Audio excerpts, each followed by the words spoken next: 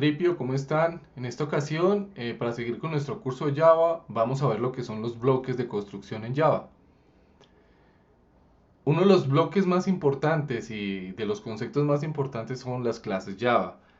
Es lo que vamos a ver en este capítulo y para eso vamos a ver lo que son, primero, cómo es la estructura de una clase. Aquí les tengo una gráfica, ¿sí? En la cual podemos ver muy gráficamente lo que es una clase, cómo se estructura y cuáles son las partes que la conforman. Si vemos acá, lo primero que tenemos es que tenemos acá un indicador de accesibilidad, ¿sí? El cual dice que es public. Esto quiere decir que la clase se puede acceder desde cualquier parte. Ya más adelante vamos a ver un poco más detalladamente estos conceptos, pero por ahora les doy como una pequeña introducción. Class es la palabra reservada de Java para decir que vamos a declarar una clase. Y aquí nosotros tenemos que colocar el nombre de la clase. Recuerden que el nombre de la clase tiene que tener un nombre descriptivo y siempre la primera letra debe ir con mayúscula, ¿sí? Nunca en minúscula, ya es una convención como tal de Java. Entonces, no se les olvide esto. También el nombre del archivo se debe llamar igual a como se llama la clase. Lo siguiente que vemos acá son los cuerpos de los métodos, ¿sí? Por ejemplo, en este caso lo que tenemos es una clase que tiene un main, ¿sí? En este caso el main es el punto de entrada por el cual entra cualquier clase. Por ejemplo, cuando yo quiero tener un método principal por el cual voy a arrancar, voy a iniciar mi programa. Entonces, para eso nosotros identificamos ese método como main. Main también es una palabra reservada y se declara de esta forma. Public, que significa que es público para todas las clases. Static, que significa que es un método de clase. Más adelante detallaremos un poco mejor esto. Y void, que significa que no retorna nada. Estos argumentos de acá lo que quieren decir es que vamos a tener un enlistado, un arreglo, ¿sí? Que puede ser del tamaño que yo quiera, es decir, este arreglo es dinámico. Ya aquí lo que vamos a tener es el cuerpo del método y aquí simplemente es una secuencia de instrucciones que va a seguir el método. Si se dan cuenta, siempre tenemos que estar abriendo las clases con llaves, al igual que los métodos. Ya aquí nos está indicando que el fin del método main es este porque la llave se está cerrando y aquí nos está indicando el fin de la clase porque se está cerrando la llave de acá. Algo importante a tener en cuenta dentro de Java es que nosotros tenemos paquetes e imports. ¿A qué nos referimos con paquetes? Resulta que nosotros no podemos tener nuestras clases en la raíz todas desordenadas porque digamos que se nos armaría un desorden, pues que al comienzo si tenemos poquitas clases no va a importar, pero cuando tengamos muchas clases ya se nos va a empezar a desordenar todo. Eso es como si nosotros en nuestro disco duro todo lo grabáramos en la raíz C, ¿cierto? Entonces no sabríamos dónde encontrar documentos, dónde encontrar la música, dónde encontrar imágenes. Lo mismo pasa en Java y la forma de agrupar las clases de una forma estructurada y jerárquica son los paquetes. Entonces, el paquete se declara con esta palabra reservada que se llama package y aquí vamos a colocar el nombre que nosotros queramos que va a ser el package name. Generalmente esos paquetes van separados por puntos y esos puntos nos van a indicar el número como las carpetas en las cuales se va a traducir esto finalmente dentro de Java. Lo otro que vamos a tener acá son los import. Los imports son las librerías que nosotros necesitamos para que nuestra clase funcione. Algunos imports son implícitos, ¿cierto? Y otros son explícitos. Entonces hay imports que son del sistema que nosotros no necesitamos volver a importar porque ya Java los tiene como parte del sistema. Entonces no necesitamos volver a importarlos. Pero hay otros imports como por ejemplo imports de librerías externas o librerías propias que nosotros sí necesitamos importar. Es importante aclarar acá que entre más import tenga, pues la clase va a ser mucho más pesada porque va a tener que traer mucho más código. Ya aquí lo que vamos a tener pues son las clases, como lo vimos en la diapositiva anterior, con sus variables o campos, los constructores, que ya vamos a verlo más adelante, y bueno, y los métodos. Entonces, esa es la estructura de los paquetes y los import. Ahora veamos un poquito, hablando de los imports, lo que son los wildcards y los conflictos, eh, por ejemplo, que nos pueden ocurrir. Yo puedo tener algún import así como esto, ¿cierto? En donde le digo, impórteme la librería java.util.x y puedo tener otro donde me diga, impórteme la librería java.sql.asterisco, ¿sí? Ambos terminan en asterisco y esto corresponde a los wildcards. ¿Qué significa esto? Que esto va a importar todas las clases que estén dentro de este paquete. Resulta que dentro de este paquete existe una clase que se llama date y aquí también existe una clase que se llama date. Entonces, por lo tanto, esto no va a compilar precisamente ¿por qué? Porque hay dos clases que se llaman igual y van a generar un conflicto dentro del código. Ahora bien, si yo hago esto, entonces digo, voy a importar únicamente la clase java.util.date, ¿cierto? Y java.sql.date, si digo que voy a importarlas ambas, entonces aquí va a ocurrir una colisión porque él no va a saber cuál de las dos clases utilizar en cierto momento. Entonces, ¿cómo hago yo para que en una clase yo pueda utilizar tanto esta date como esta date? Resulta que la respuesta es muy sencilla y lo que debemos hacer es que deberíamos importar una clase común y corriente como lo hacemos siempre y la otra clase sí la deberíamos importar o más bien utilizar, ¿sí? Con su nombre de paquete completo. De esta forma voy a evitar esas colisiones y esos conflictos. Ahora quiero que veamos un poquito esto dentro de un código Java en la vida real. Entonces lo que voy a hacer es que voy a abrir acá mi NetBeans y vamos a crear un nuevo proyecto, ¿sí? Entonces creamos un nuevo proyecto, digamos que vamos a crear un proyecto con Maven porque pues Maven es una utilidad que nos va a servir mucho para el build de la aplicación Java. Voy a decirle que voy a crear el proyecto test. Voy a cambiarle aquí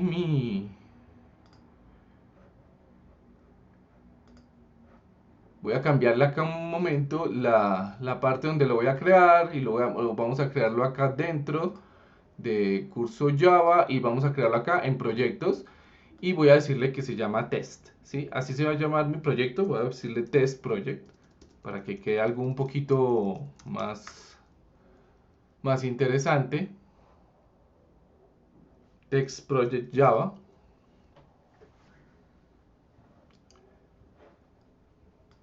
O pongámosle project Java más bien, ¿sí?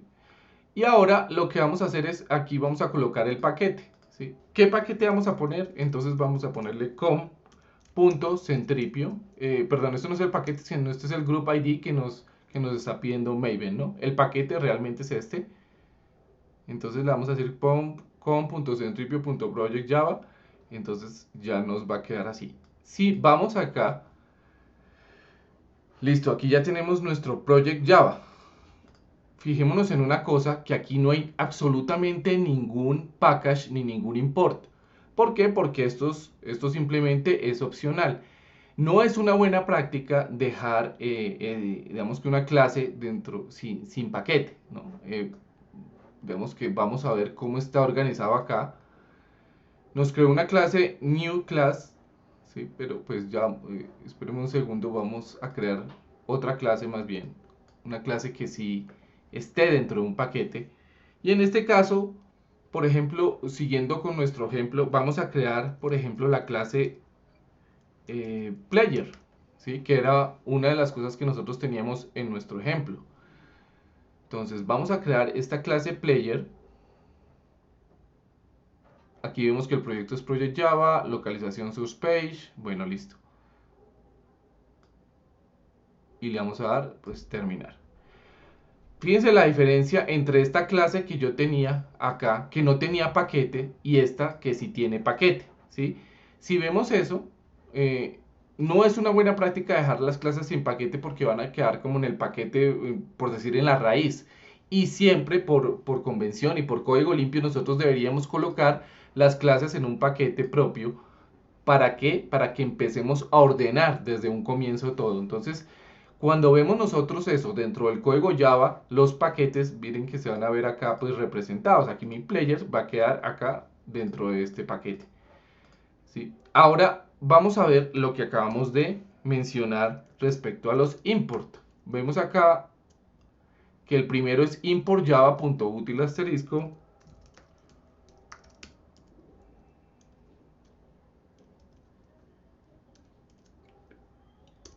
Listo, allá importé la primera utilidad. Y ahora le voy a decir que import java.sql.asterisco. Fíjense cómo me está generando acá un error, ¿cierto? Pues, o por lo menos me está generando un warning. Ahora veamos qué pasa si yo trato de utilizar la clase date. Vamos a ver. Aquí me está diciendo que es ambiguo, ¿sí? Porque él no sabe si está sacando el date de acá o de acá. Y era lo que les mencionaba ahorita. ¿Qué tendría que hacer yo para que él me utilice acá o acá? Entonces yo le tendría que hacer lo que colocamos allá, que es colocar el paquete completo. Entonces digamos que si yo aquí quiero utilizar el date de SQL, pues lo voy a poner así y él ahí ya me va a saber, él ahí ya va a saber que va a utilizar el date de SQL. Ahora bien, yo puedo acá perfectamente borrar este import y aquí colocarle el util.date. Y si hago otra cosa así del estilo como date, ¿sí? Date, digamos que así tal cual, day 2 porque no se pueden repetir los nombres. Ahora sí me está sirviendo. ¿Y a qué creen que va a corresponder este day 2? Pues va a corresponder al que está acá, ¿sí? Y este de acá sí va a corresponder al de java.sql. De esa forma nosotros podemos evitar las colisiones y los conflictos. Bien, sigamos entonces acá. Crear nuevos paquetes, era lo que les mencionaba ahorita. Yo puedo crear tantos paquetes como quiera y aquí voy a tener en la palabra reservada package, voy a tener mis clases, clase 2. Entonces si yo tengo por ejemplo un paquete así, mi clase 2 que está dentro de este paquete va a quedar dentro de la carpeta mis clases que está acá y clase 2 que está acá y ahí va a quedar la clase. Esto, si se dan cuenta, cada punto va a corresponder a una carpeta y va a corresponder a una estructura jerárquica. Les repito, es buena idea y es buena práctica que siempre nuestras clases estén dentro de un paquete y estén agrupadas de tal forma que me representen algo cohesivo, ¿sí? Relativo al paquete que estoy creando. Recuerden el término cohesión y es que todas las por ejemplo, en este caso, todas las clases que correspondan a un paquete tengan que ver con ese paquete en cierta forma. No sé, por ejemplo, si son clases de persistencia, si son clases de un dominio de negocio específico, y a eso me refiero cuando yo digo o cuando hablo de colisión, de cohesión. Recuerden, ese es uno de los términos que veíamos al comienzo, que lo que buscamos es siempre programas con una alta cohesión en el cual las clases o cualquier componente tengan que ver específicamente para la función para la cual fueron creados. Ahora veamos un poco los comentarios. Indudablemente el código tiene comentarios. Anteriormente nosotros acostumbrábamos a comentariar todo. De hecho, es una época que me tocó a mí. He desarrollado mucho en Java y pues antiguamente a nosotros nos decían hay que comentariar todo para que las personas puedan entender el código. Eso ya no es tan cierto, ¿sí? Hoy en día solo hacemos comentarios de las cosas que son necesarias, por ejemplo, las clases, los métodos al comienzo, bueno, y uno que otro campo, ¿sí? Pero ya no es necesario comentariar todo el código. ¿Por qué? Porque el código debería ser tan claro que no necesite comentarios y a eso nos referimos con código limpio. Sin embargo, los comentarios siguen siendo una parte importante, pero también es un antipatrón comentariar todo. Entonces, recuerden eso. Ahora vamos a ver cómo son los comentarios en Java. Primero tenemos los comentarios de una única línea, que es simplemente dos slash. Otros los comentarios son los de varias líneas, los cuales tienen un punto de apertura y un punto de cierre, tal como se representa acá. Entonces, un ejemplo podría ser así, ¿sí? Esto es un comentario y aquí está abriéndolo y aquí está cerrándolo. Y bueno, y aquí se le pone un asterisco, pero ya como por temas de que se vea más bonito, ¿no? Este el asterisco acá, pues no es necesario. Y este es el famoso comentario Javadoc. ¿A qué nos referimos con Javadoc? Es simplemente la documentación estándar para Java que la vamos a utilizar para generar la documentación en HTML de las clases Java. Entonces, hablemos un poquito de Javadoc. Javadoc simplemente, como les comentaba, es toda la generación de documentación de APIs en formato HTML. Si no tuviéramos esto, nosotros no tendríamos forma de utilizar un API porque no tendríamos esa documentación. Existen herramientas para generar el Javadoc. Algunas ya vienen embebidas dentro del JDK, ¿sí? Y otras las podemos utilizar como externas, como por ejemplo con Maven, ¿sí? Es una buena práctica realizar documentación, pero como les comentaba, no es documentar cada línea de código, eso ya está, digamos que, obsoleto. El comando para poder nosotros generar, por ejemplo, desde consola el Javadoc es este, ¿cierto? Y en Maven, pues es un poquito más fácil el tema. Bueno, ahora veamos cómo se harían los Javadoc en las clases. Veamos esta clase de acá. ¿Sí? Aquí tengo, por ejemplo, una clase, esta es tomada de una página de Beldung. Y bueno, aquí lo que estamos viendo es una clase que se llama superhéroe, que extiende de persona. Y aquí estoy diciendo, le estoy diciendo una breve descripción de la clase. No sé, este es el héroe que mantiene su identidad y que será usado para X cosas, ¿sí? Por favor, ver el link tal. Cuando veamos el término arroba dentro del Javadoc, quiere decir que son meta tags, es decir, metadata. Son tags que nos sirven para expresar algo en HTML. El autor, por ejemplo, siempre nos va a expresar quién es el autor de esa clase.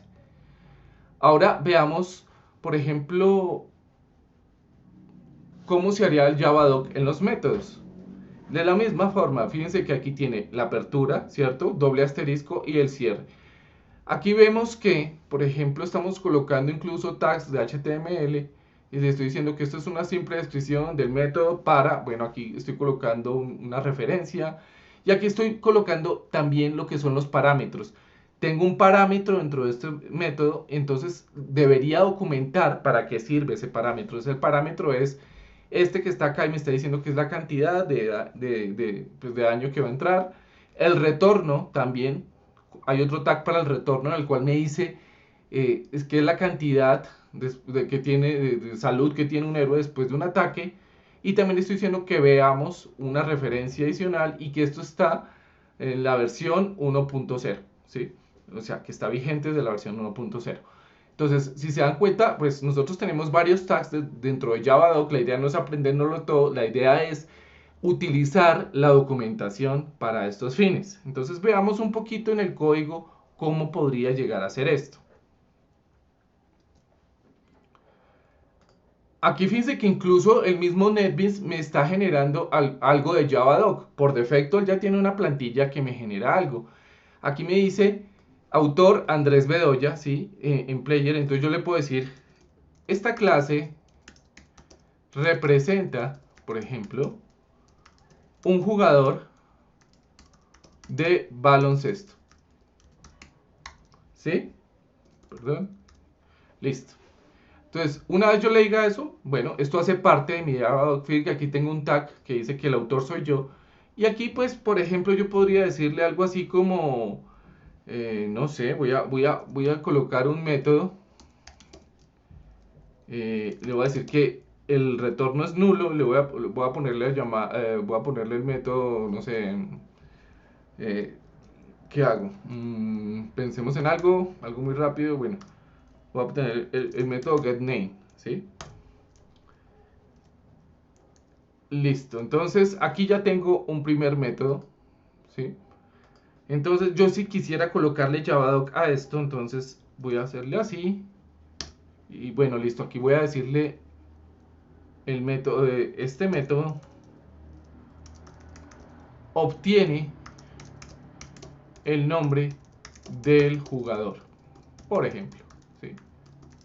Un ejemplo muy sencillo para obtener el nombre del jugador. Digamos que por acá tenemos una variable que se llama name, ¿sí? Que es del tipo string, y aquí digámosle que entonces, pues, más bien digámosle que aquí retorna un string, porque como no, como estoy diciéndole get, quiere decir que va a retornar algo, entonces no puedo colocarlo void porque void significa que no retorna nada.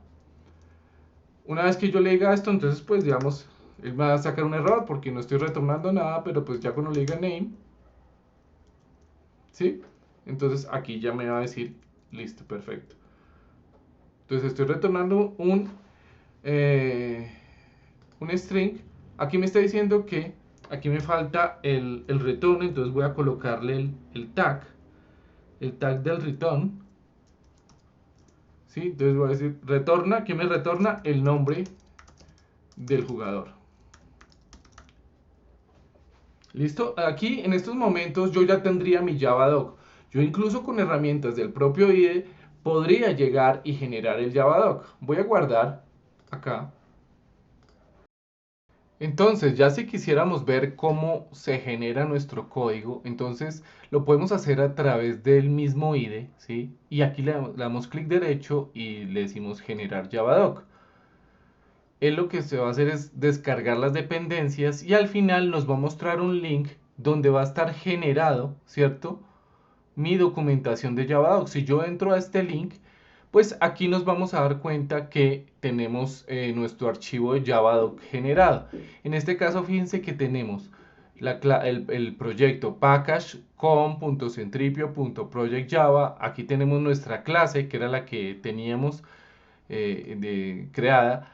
Y aquí vemos la descripción que le habíamos colocado. Decimos, esta clase representa a un jugador de baloncesto. Si yo doy clic en la clase, pues ya me va a llevar directamente a los métodos en el cual, por ejemplo, aquí me va a decir que el autor, si recuerden las metadata, cuando le puse autor, esto va a salir así y va a decir que el autor es Andrés Bedoya.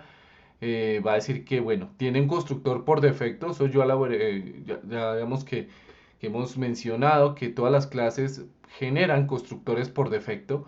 En este caso es este y no tiene pues ninguna documentación, luego no sale nada. Y bueno, más adelante vemos el método que le generamos documentación, que es este, string_name. Dice, este método obtiene el nombre del jugador y nos dice que retorna el nombre del jugador. Fíjense que aquí tenemos otra metadata que es la que hicimos con @return y así se va a ver reflejado dentro de la documentación Javadoc. Esto, señores, es la forma en la que se generan las documentaciones para las APIs de Java. Es importante que conozcamos esto porque así es como se generan, así es como surgen. Hay otras formas de generar esta documentación y es a través de la consola. Entonces, si uno va a la consola, pues simplemente veamos acá donde estábamos.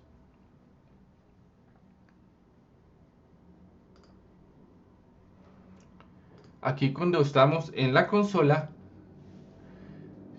vamos a ver, simplemente tendríamos que colocar javadoc-d doc o bueno, donde estemos ubicados con nuestro proyecto y él nos va a generar la documentación desde consola. Si lo hacemos directamente con nuestro archivo Maven, solo tendríamos que colocar mbn espacio javadoc javadoc.